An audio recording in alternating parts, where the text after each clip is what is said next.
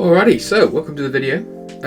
This is a character concept that I've been sitting on for a while now. To a little background for myself, I'm a game designer with a big passion for hero shooters in specific. I really like that they accommodate loads of play styles in such a concise, compact package, and they do so quite aesthetically and accessibly.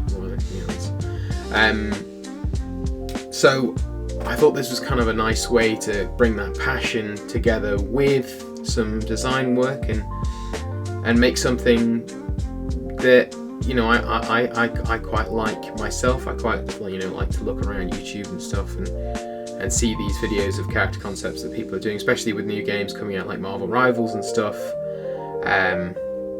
Kind of igniting a passion around this kind of stuff, and it really it's got me inspired, and so it's something that I thought I would do myself. So without further ado, this is the Ronin. We'll get right into it. So their lore, they're Kiriko's mother, Asa. Obviously their lore was only touched on very briefly in the Kiriko animated short, as well as kind of the Kiriko's background as well, kind of delves into the character a little bit, but nothing really in particular. I know that amongst the community that Kiriko herself is quite a polarizing figure. A lot of people don't particularly like her attitude towards a lot of things. So you can find her a bit annoying and egotistical, like arrogant, I guess, / obnoxious. So kind of bringing a new dynamic to her with, bringing her mother in and bringing that kind of that protective figure, making her obnoxious attitude kind of seem a bit more relatable, like a rebellious kid. She's always obviously been under her mother and now kind of wants to find herself and be her own person, and it kind of brings that story together a bit more. But like the interactions based on Asa herself, we've got some, I kind of mentioned it over here, but we've got some from Doomfist in specific.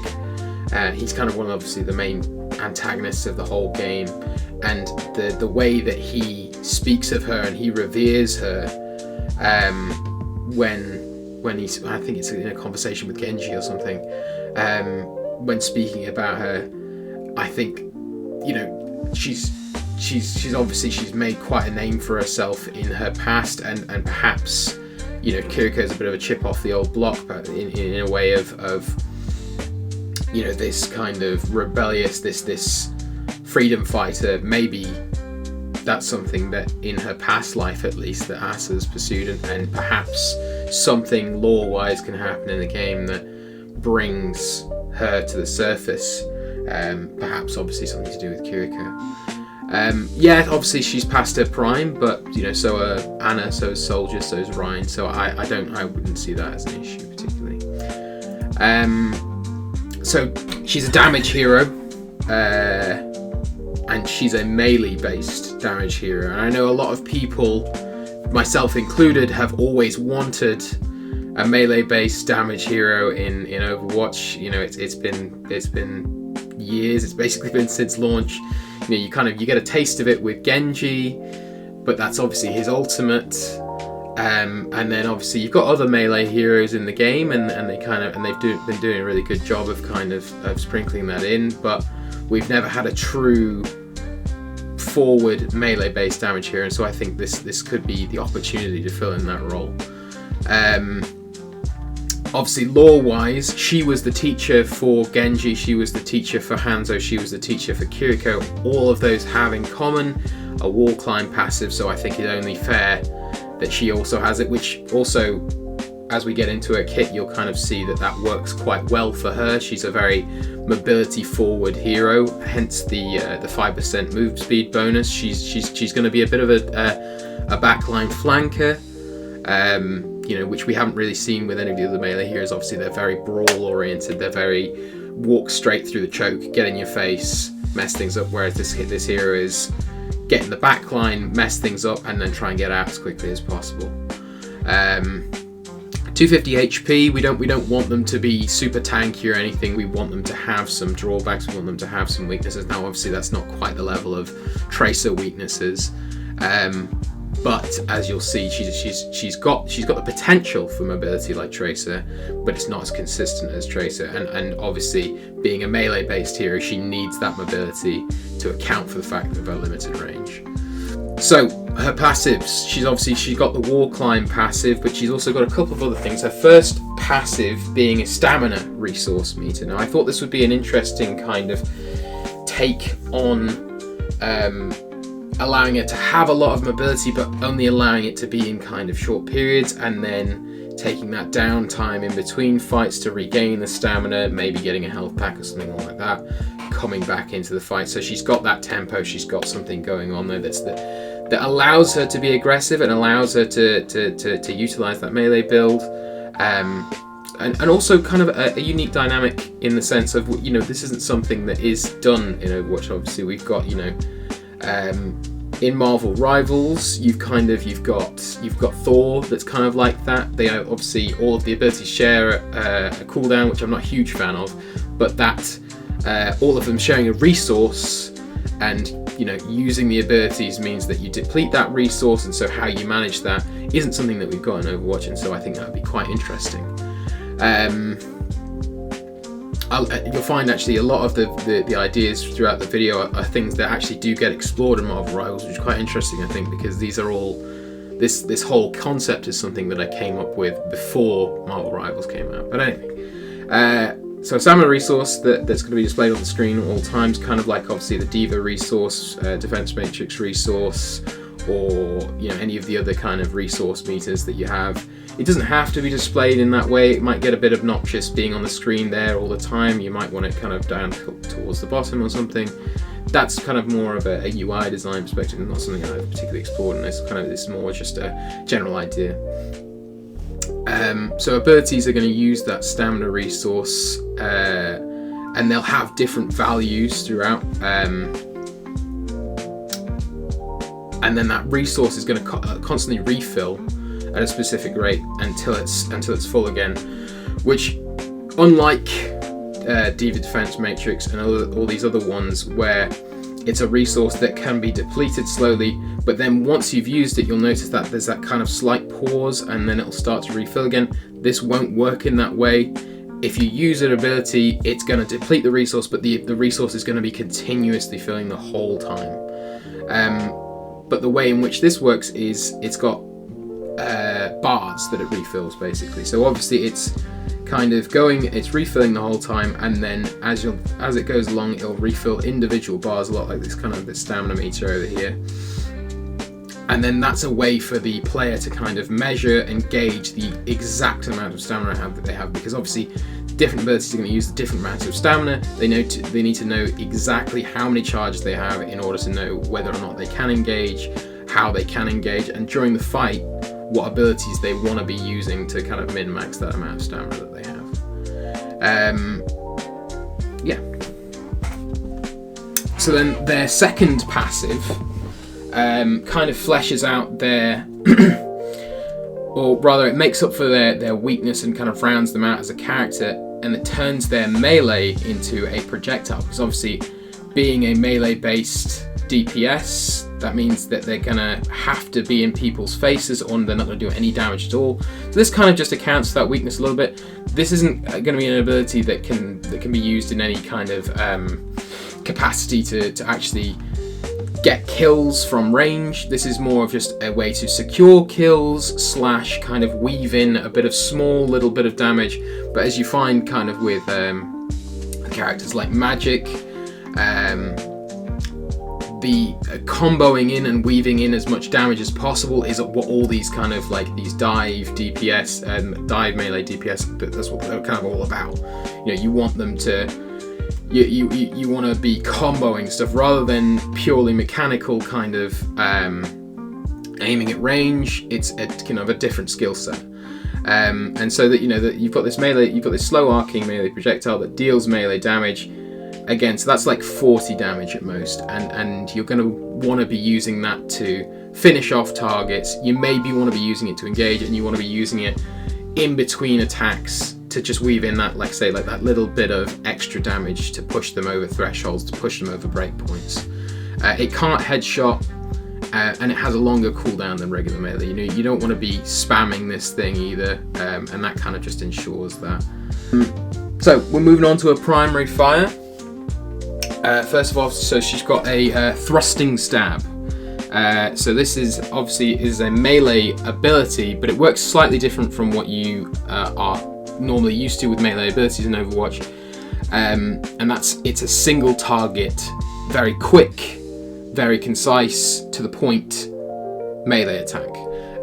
So it's obviously, as the name implies, it's a thrusting stab, and it works a lot like Venom in Marvel Rivals. Actually, again, something that happened to come out after I thought of the idea, but kind of accurately shows how this ability can be implemented. And it's basically, like say, you do a tick of damage and it can headshot, but it's got that limited range. It's basically like firing a Cassidy gun or something like that, but it's got that limited range, and it can, obviously that's visually shown with the thrusting of the sword. So it does 60 base damage. That's pretty consistent damage there. Not as high as you'd expect for a melee attack, but then obviously you've got the 1.5 headshot multiplier, so that brings it up to 90 damage on a headshot. So that's pretty high. It's not as high as Reinhardt. Reinhardt does 100 damage per swing or something along those lines. And then obviously you've got the drawback of it. You have to hit these headshots. You have to kind of bring in the mechanical skill. I think that kind of fleshes out. You know, I wanted this character to be like a high skill melee character more than anything else. So I want them to bring something new to the table that the other melee characters in the game don't quite access as well. Next up, you've got the secondary fire. It's a pretty common staple, and you've got this is what people will be more used to with a melee based character. It's a horizontal slash, so it does 80 base damage. It's pretty high, it's obviously pretty high damage. But the interesting thing about this is that it can be held to charge. So it consumes 1 stamina at the base, but if you hold to charge it, it consumes 2 stamina. It does 1.5 times the damage, so a 120 damage base. So this is you know, obviously this is a high damage, high value ability. But it's a vertical overhead slash. So instead of the horizontal slash that we're used to that goes left to right, it's going from top to bottom, which means that it's not going to be cleaving as much. It has the ability to cleave, but it's not going to be cleaving nearly as much. Its main utility comes in through its ability to delete projectiles. So, we went ahead of one there for a second there. Yeah, its main utility comes in through its ability to delete projectiles for a very brief window. I think this is kind of what Genji's deflect should have always been.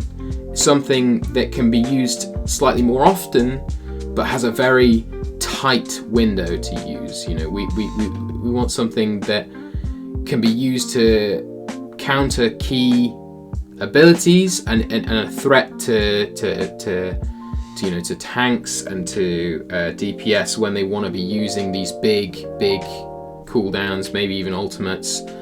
They're going to be wary of this character when they're using them. They're going to be wary of this ability. It's very hard to hit. It's got a very tight window. It's got the wind up beforehand. You can see that it's going to be coming. But then there's high reward. You know, it's got a 120 damage if you hit it. And even if you don't hit it, you've still got this chance to bring a very high level of utility by deleting projectiles. The first ability we've got is Swift Foot. This would be kind of a blink style horizontal movement. It's got no cooldown. It's purely stamina dependent, but it consumes a lot of stamina. So in the way that Tracer can use 3 blinks in an engagement, and then those blinks will obviously refill over time, Ronin can also use 3 Swiftfoots, but will have no chance to use these other abilities. So obviously it's a bit of a trade-off. Obviously Tracer definitely has more mobility in that circumstance, but if Ronin chooses not to use any of her other abilities, then she can kind of keep up with that, which is key, I think, for a character that's so reliant on melee. They need to have high mobility. But it works slightly different from Blink anyway. There's no iframes on it, but if you hit an enemy, it will stop you. So you don't get to blink through enemies like you would with Tracer. You blink towards enemies, and if you hit them, you will stop. And it deals damage, a very, very small amount of damage, just to register the fact that you've hit them.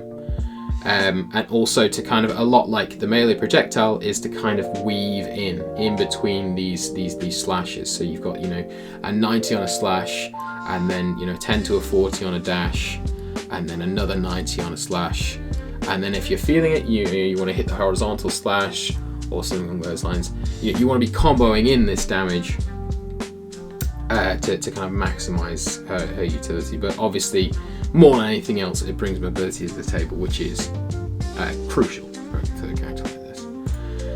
Next up, we got Grit, which is her utility ability. It works very similar, and I only realised this after I'd done it.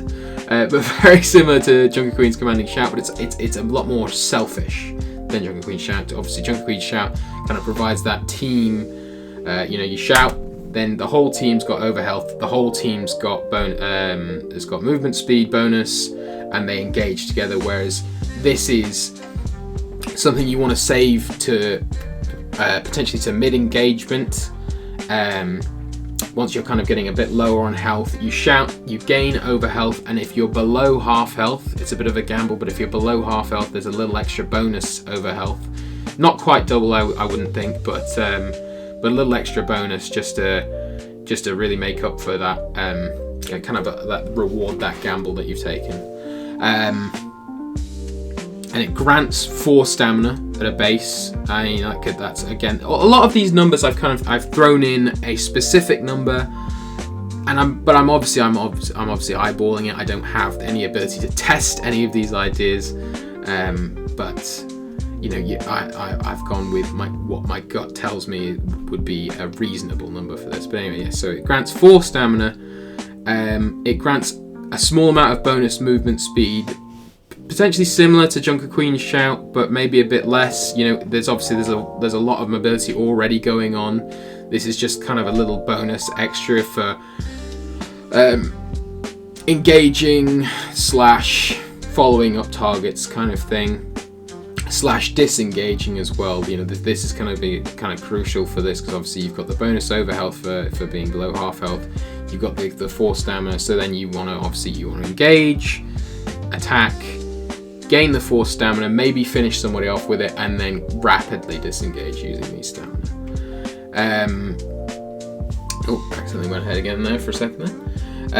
But then this is on quite a long cooldown, because there is no requirement to have this. This just ups their lethality for a very brief window. So again, kind of tying into this tempo and tying into that kind of thing. They go in, they engage, they fight with their stamina, they get out, they wait for the stamina refill, they go in. This kind of just allows them for one to engage every kind of team fight to really properly full send it into a fight. And then lastly, we've got their ultimate, Naginata. Again, another idea that I'd had and then had seen afterwards, inspiration, and I'd gone, oh yes, of course, yeah, well, this makes so much sense now. So it's a collapsible polearm, basically. That's a Naginata is basically like a samurai sword on the end of a long stick, from what I understand anyway, and I apologise if I'm butchering the whole thing. They have a brief transformation to cast it, a lot like how Genji kind of pulls out his Dragon Blade, starts whipping about the place. So they shout a voice line, they extend the pole arm, and they slap their sword onto the end of it, and then they're into the transformed state.